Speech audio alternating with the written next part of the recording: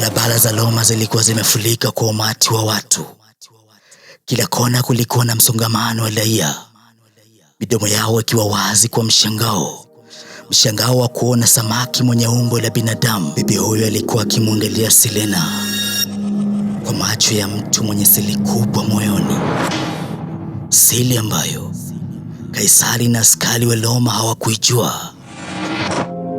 Ikiwa ni kweli wewe umeletwa na Mungu wa Roma kwenye maisha yangu, basi ni sawa. Nimekubali moyo wangu uanze upya, kisha nimsahau Titus polepole. Mwale, toka haraka kwenye hicho kiti. Mimi ndio ninapaswa kukaa hapo. Bari, kabla hatujaendelea, naomba usubscribe, ulike na kisha niandikie kwenye comment unaangalia simulizi hii ukiwa wapi.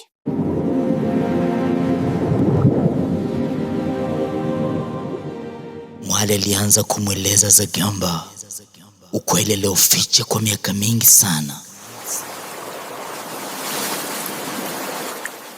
Karne nyingi zilizopita, kabla Selena hajazaliwa, Mwale alikuwa msaidizi wa karibu sana wa Mungu wa Zelinda. Na alikuwa tofauti na nguvu wengine wa Zelinda. Yeye hakuzaliwa wala kukaa kwenye tumbo la mama. Aliumbwa akiwa kiumbe kamili, huku kichwa chake kikiwa na kipara, tofauti na nguvu wote wa Zelinda ambao walikuwa kiota nywele. Mungu wa Zelinda alimpa Mwale nguvu kubwa sana.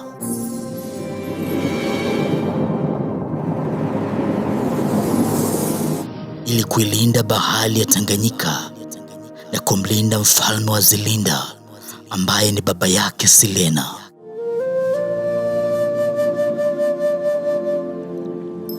Ukaribu wa Mwale na Mungu wa Zelinda ulisababisha Mwale kujua udhaifu wa Mungu huyo,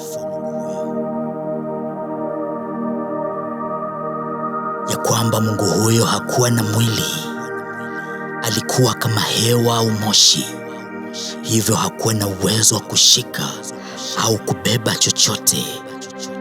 Ndio maana Mungu huyo alikuwa akiumba viumbe vyenye miili ili watekeleze maagizo yake ya kuilinda bahari.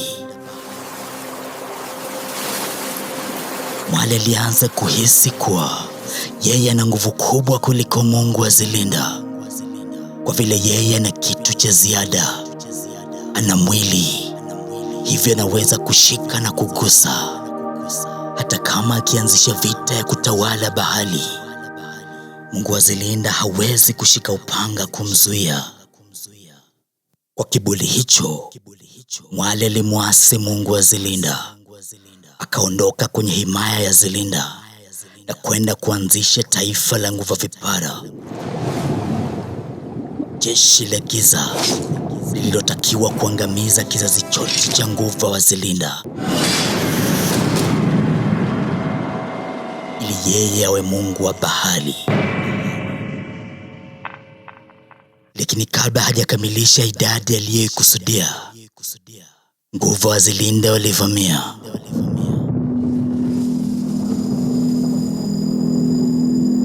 Na kuua kizazi chote cha nguva vipara. Mwale alikimbia na kwenda kujificha kwenye mlango wa kifo, mahali ambapo asingeweza kufikiwa na mtu yoyote yule.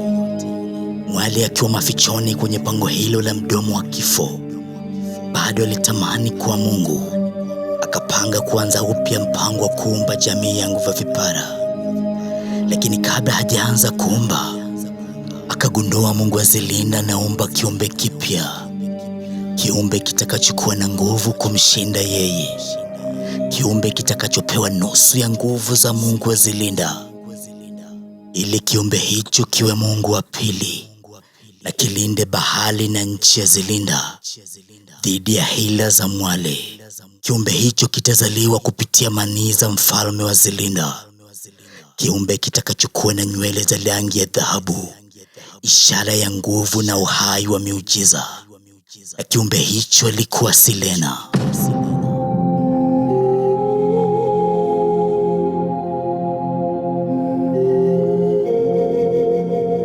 Mwale alichukia kwa vile alijua hata akiumba maelfu ya majeshi ya nguvu vipara kamwe wasingeweza kushindana na nguvu za kiumbe hicho. Lakini Mwale hakukata tamaa. Aliamua kuandaa mpango wa kuzuia kuzaliwa kwa Silena. Kwa siri, alimuua nguvu wa Zelinda aliyepaswa kuolewa na mfalme wa Zelinda, kisha abebe mimba ya kumzaa Silena. Mwale akachukua mwonekano na sura ya nguva huyo.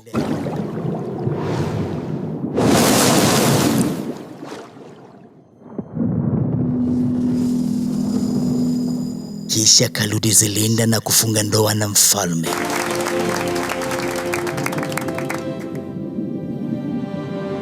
Mfalme na nguva wote wa Zelinda hawakujua chochote.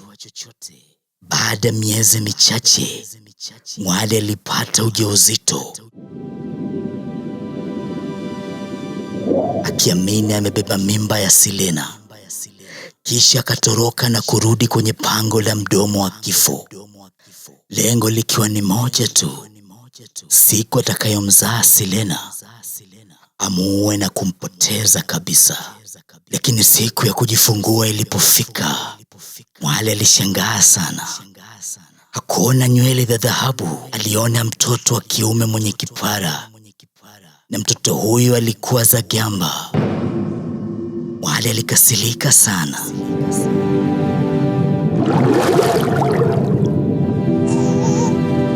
Kumbe Mungu wa Zelinda alikuwa amejua hila za Mwale mapema, hivyo akaondoa mbegu za Silena kwenye uzazi wa mfalme na kusitisha mpango wa kuzaliwa Silena ili kuzuia hila za Mwale.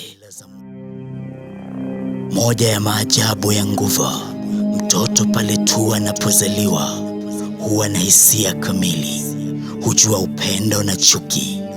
Hivyo Mwale hakutaka kuonesha chuki mbele ya mtoto huyo. Alitaka mtoto akue akiamini kuwa anapendwa na mama. Mwale aliyafanya yote hayo kwa vile tayari alikuwa na mpango mpya wa kumshinda Mungu wa Zelinda. Kuanzia hapo, Mungu wa Zelinda akaweka ulinzi maalum wa kutokuonekana kwa himaya ya Zelinda. Hata samaki waliokuwa wakipita karibu na nchi hiyo hawakuweza kuona chochote. Mwale alijaribu kutumia nguvu zake za giza ili aweze kuingia Zelinda na ajue mpango mpya Mungu wa Zelinda kuhusu Silena, lakini hakufanikiwa. Nchi ya Zelinda ilionekana kana kwamba imepotea kwenye uso wa bahari. Miaka 7 ilipita. Sasa Mwale alikaribia kufa kwa vile miaka yake ya kuishi ilifika kikomo. Naomba usiniache. Lakini hakukubali kuondoka duniani bila kutimiza lengo lake la kuwa mfalme wa bahari.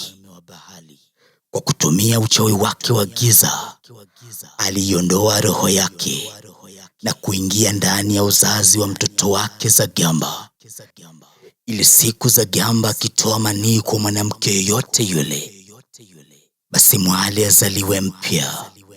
Mwili wa Mwale ulikufa, lakini roho yake ilibaki hai ndani ya uzazi wa Zagamba, ikingoja kuzaliwa upya. Na Zagamba hakujua chochote kile.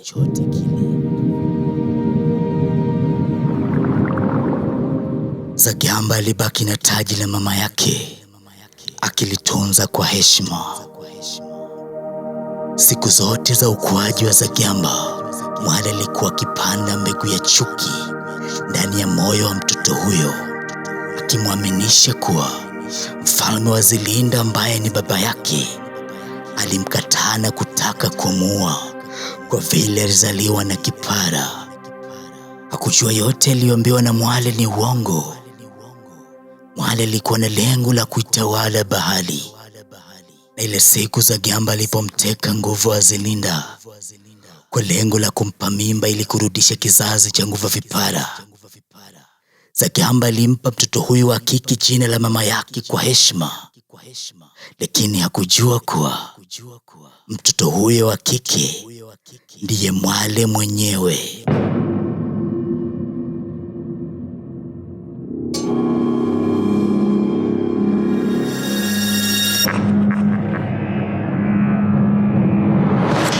Mama, hukupaswa kunitumia kuua ndugu zangu. Wajuju!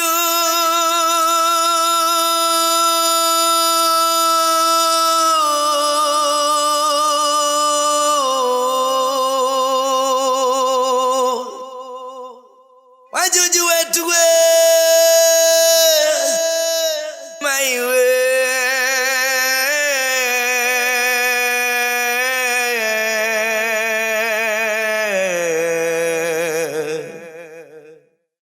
Nenda salama.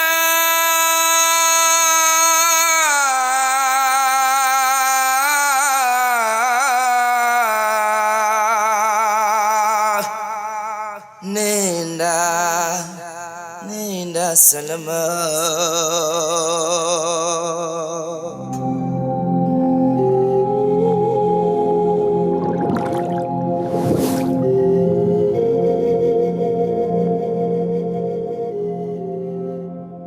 Kijana maskini alikuwa akifurahia penzi jipya. Nakupenda mpenzi, takujali, takuenzi, tujaze dunia, kwani hiyo ndo mipango yake Muumba Baba. Titus aliendelea kumtafuta Livia, moyo wake ukiwa na maumivu makali kuliko majeraha ya vita. Aliendelea kuita jina la Livia. Hakukuwa na majibu, lakini alipofika sehemu moja ya poli, aliona kitu ambacho kilimfanya moyo wake upige kwa kasi. Hakuna kitu alichokijua vizuri duniani kama nyayo za Livia, nyayo alizozoea kuziona kwa miaka mingi alipokuwa anamwangalia akitembea kwenye bustani za Roma, nyayo alizozipoteza siku alipopelekwa vitani kwa hila ya Kaisari.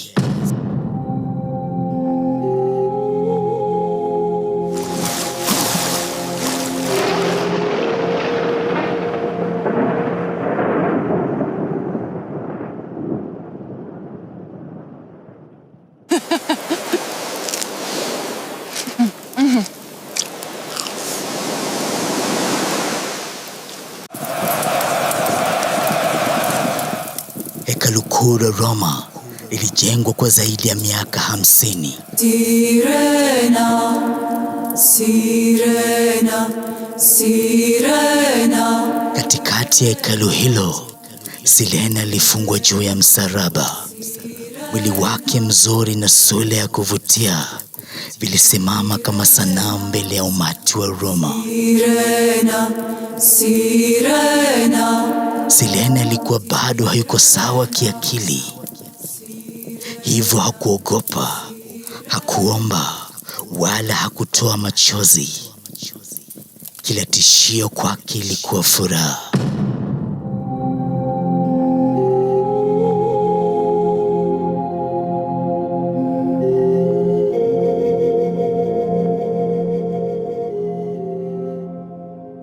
Sirena, sirena. Kwenye meza kuu ya kasri, Isali alikaa akitabasamu kwa furaha, tabasamu ambalo halijawahi kuonekana kwenye uso wake tangu azaliwe. Sirena, sirena, sirena, sirena, sirena, sirena, sirena, sirena, sirena. Habari, huu ndio mwisho wa episode hii. Karibu kutazama episode inayofuata.